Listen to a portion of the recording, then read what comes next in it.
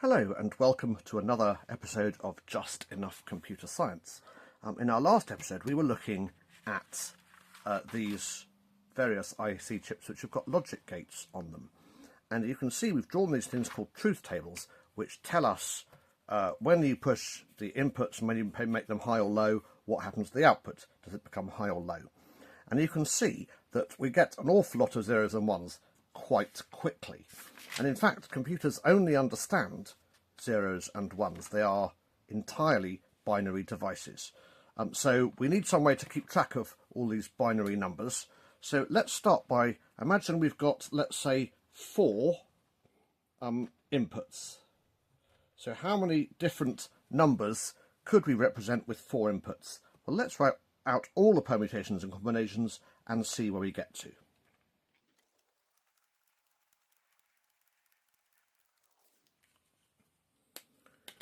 And here we are. So that is our binary. How many different numbers did we get? Well, let's count up in our standard decimal system and see how many unique numbers we got. So I was able to count from 0 to 15, so that is 16 individual numbers that I could get. Okay, well, look, why did I put them in this particular order? I mean, they could go in any order, right? And you can see it makes quite a nice little pattern. Look, this one goes 0, 1, 0, 1, 0, 1. This one goes 0, 0, 1, 1, 0, 0, 1, 1. This one goes 0, 0, 0, 0, 1, 1, 1, 1. And this is 8 noughts followed by 8 ones. I didn't just do that because it made a nice pattern. It's worth having a little think about how decimal works. When you were at school, if you had a number, you may remember, let's say 346.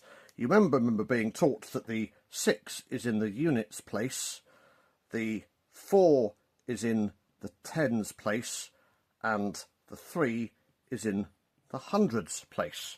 So units is ones, you times by 10 to get to tens, and you times by 10 to get to hundreds. Okay, so each time you go up a place, you times by 10, and that's because there are 10 individual different digits you can write. 0, 1, 2, 3, 4, 5, 6, 7, 8, and 9. Those are the 10 different individual units we could write. But in binary, we've got 2, 0 and 1. That's all we can write. So let's say we've got a number 0, 1, 1, 0. Okay, this is still the units or ones place. Okay, but this time we can't times by 10 each time. We haven't got 10 digits to times by. We can only times by 2. So this is going to be the 2's place. And we have to times it by 2 again. This is the 4's place. And if we times it by 2 again, that is the 8's place.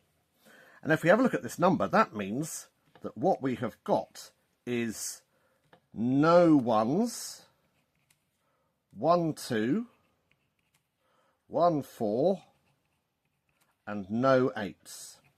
So that is equal to 6. And if we turn back and have a look, what is it? 0, 1, 1, 0, 0, 1, 1, 0 is equal to 6. Let's do another one. Let's do 1, 0, 1, 1. Okay. So we've got 1 in the 1's place. We've got 1 in the 2's place. Got nothing in the 4's place. And we've got 1 in the 8's place. So that is 8 plus 2 plus 1, which is 11. When we turn back and have a look, indeed, 1011 is 11. Now, that's easy enough. We can convert between binary and decimal, no problem. That does bring a slight problem because this is a 4-bit number. Each one of these switches is a bit. Okay, but imagine if we had an 8-bit number. Okay, so this is called a byte of data. 8 bits is a byte. 4 bits, by the way, is a nibble with a Y, but that needn't concern us. but that gives us the 1's place, the 2's place, the 4's place, the 8's place, the 16's place, the 32's place, the 64's place, and the 128's place. So this particular number is 64 plus 16 plus 8 plus 2 plus 1. Okay, and that is already too difficult for my tiny little brain. Okay, and it gets even worse. I mean, you know, the processor we're going to look at deals with 16-bit numbers. Okay, and here, not only once we get beyond the 128th place, you've got the 256th place, the 512th place, the 1024th place, the 2048th place. It gets out of hand really very fast. Okay, so actually what we want is an easy way to translate a massive long binary number into a number we can, well, I mean, say, for amongst other things. I mean, trying to say each time, yes, I'd like to look at number 0110110100011011 is going to take a very long time.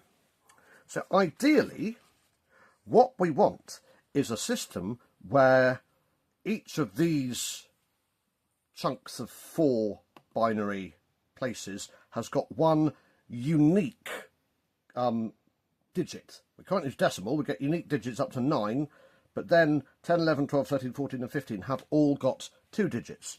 So actually what we tend to do is we tend to count in hexadecimal, or sometimes just called hex. Again, it starts just the same as binary. But instead of 10, we have A, and then B, C, D, E, and F. And now what we've got is we've got a lookup table where any chunk of 4 digits can be given a unique digit, which means that when we get this ridiculously long number, we can divide it up into chunks of 4 and simply look up each one. So going from the littlest, the least significant chunk, 1011 is B. 0001 is 1. 1101 is D. And 0110 is 6. So this massive number here we can just simply write as 6D1B. Okay, and that is a lot easier to say and a lot easier to keep track of. So in fact, using a 16-bit number, which in this context we are going to call a word, okay, which is 16 bits. I think actually a word is essentially any collection of nibbles together, any collection of 4s together, but in this instance we will call it a word. Okay, then we could write lots and lots of hex numbers from 0000 and count all the way up to F. And in fact, if you work it out, you can count up to more than 64,000 with these 4 characters, which is reasonably worthwhile. Now, just a little word before we finish. Okay, there is a little bit of an issue because I'm using different coloured inks here, right, to represent the different number systems. But if you just saw this written down, is that 1010 in binary? Is it 1010 in decimal? Or is it 1010 in hex? We don't know. Okay, so it could be any of the above. And that would be 3 different numbers. So in the assembly language we're going to program in, which is the 6502 assembly language, basically speaking, if it is in binary, we have a tendency to put in a percentage sign before it to denote that it's in binary. If it's in decimal, we put nothing at all as a prefix, and then if it is hexadecimal, we put a $sign to denote that it is in hexadecimal. We wouldn't say out loud percentage 1010, okay, So we'd say, okay, so in the case of binary, we use the way that we've always been taught to say numbers, 1010. Okay, we don't do that with hex. This isn't 1010 hex. We would say 1010 hex, or we would say 1010 binary.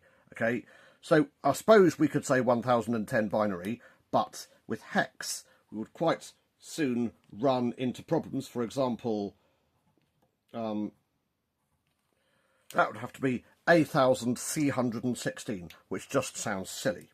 So what we do is, if it's decimal, we just say it. If it's binary, we say the individual digits and then say the word binary after it. And if it's hex, we say the individual digits and say the word hex after it. Now that we've got that sorted, we are now ready to start having a look at our actual computer processor and seeing if we can persuade it to do something. But before we do that, I need to build an enclosure for the computer. So that's what our next video is going to be about.